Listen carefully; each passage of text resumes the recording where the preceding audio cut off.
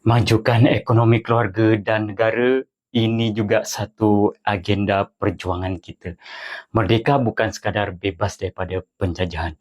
Merdeka juga bermaksud kita mampu berdiri dengan kaki sendiri.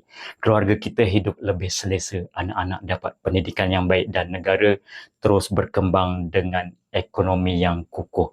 Tapi semua itu tak akan berlaku kalau kita hanya menunggu. Tak ada semangat perjuangan mencari rezeki.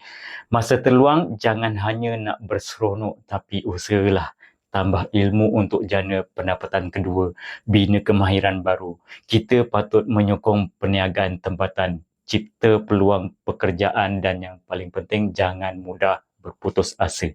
Ekonomi negara sebenarnya bermula daripada ekonomi setiap keluarga. Kalau keluarga kuat kewangannya, masyarakat akan kuat juga kewangannya. Negara pun akan lebih kuat ekonominya. Jadi, lepas 69 tahun merdeka, perjuangan kita belum selesai. Salah satu perjuangan hari ini ialah memastikan setiap keluarga ada peluang untuk maju.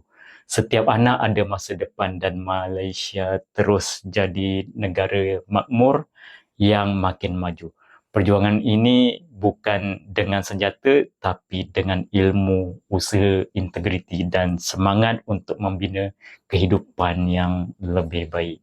Dapatkan e-book Sud Perisai Keselamatan Muslim secara percuma dengan pembelian mana-mana produk Fabricol Apparel dari 8 Ogos sehingga 16 September 2026 sempena jualan Merdeka.